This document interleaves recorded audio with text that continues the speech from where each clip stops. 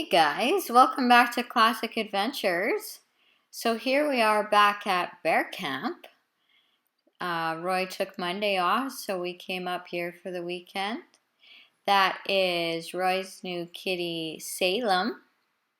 Unfortunately, our cats died, so we got two new ones. And this little girl is Bonnie, or Bon Bon. Named her after Vampire Diaries. Sitting in a six-lane backup traffic. Those two there, Hammy and Athena.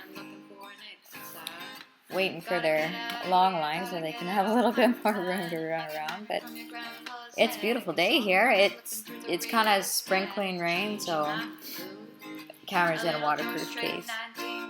But yeah, that's gonna be my hammock, and we're just getting ready to set up my tarp here. Roy's got some paracord, and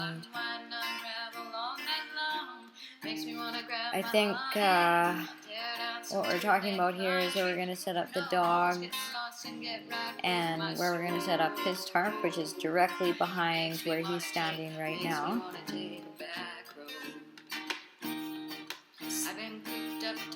So we're looking for some clips, and that green piece is going to be my tarp. Just figuring out how to do things.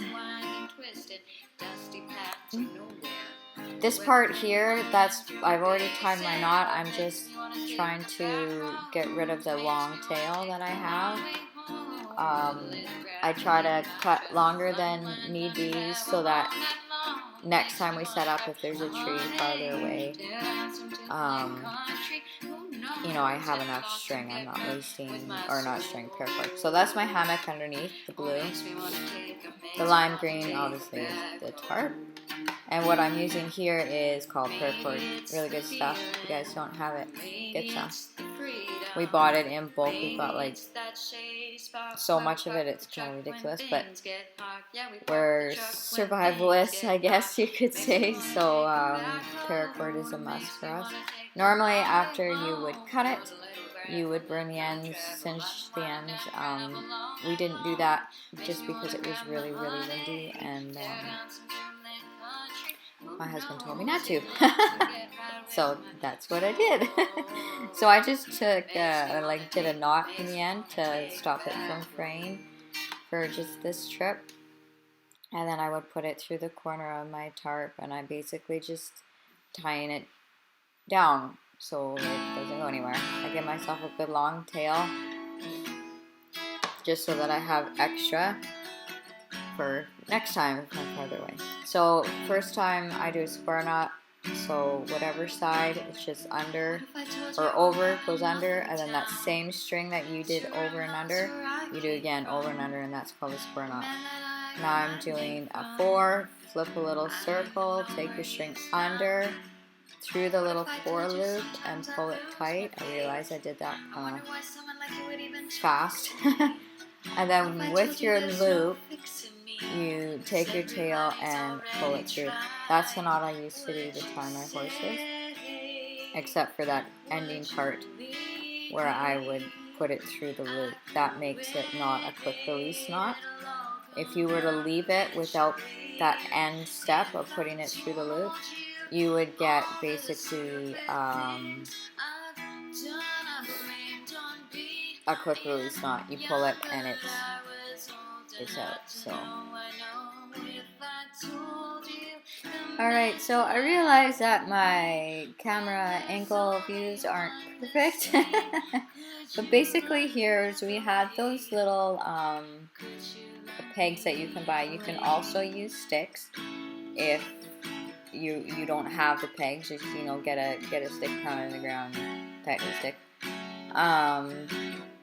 What I'm doing here is, how I mentioned before, it's good to leave a really long string in case next time you're in a spot where your tree that you're tying to, instead of like here I'm tying to the ground, if you're pegging to a tree and it's farther away, you've got that extra length. My husband's like a survivalist, so he's teaching me all this stuff. I can't take credit for any of this. and I haven't really learned my knots yet, so I just kind of make stuff up. Don't necessarily copy my knots. I mean, they did stay the whole weekend.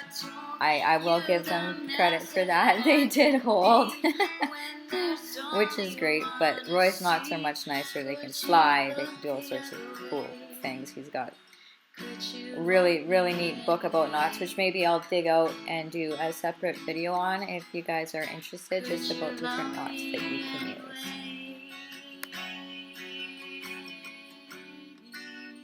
Alright, so just finishing up that knot. Not pretty, but there she is. Pippin right underneath me, making sure I do my job right.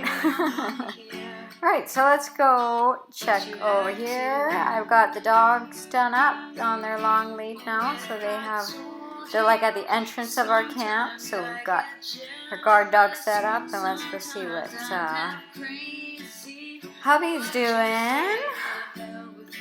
I believe he is chopping some wood. That's where we talked to him. Oh, there he is, my man.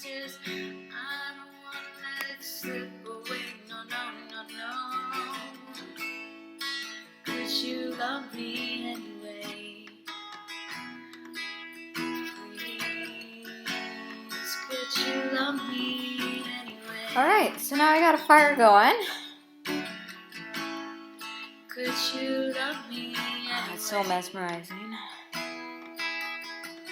The little kitten's over there. Could you love me anyway? We got Athena.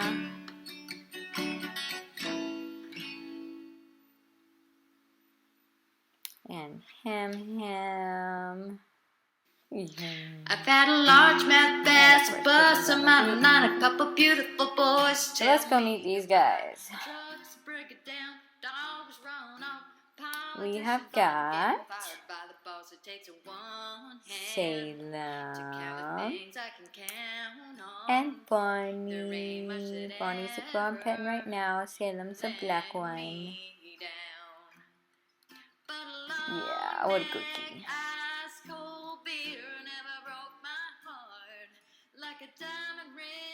Still spitting rain, so hopefully it lets up a little later.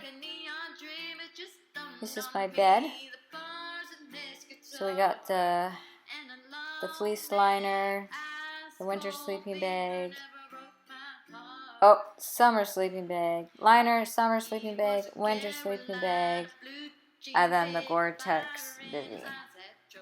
So that's what I'll be sleeping with tonight.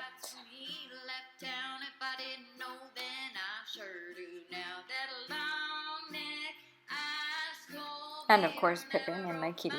They'll be with me too. Help keep Mama warm.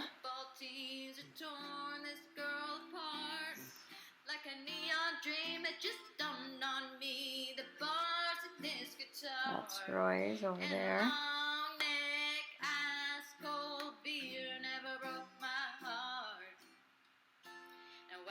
Roy's hammock. It's bigger than mine. It's classed as a 2-man.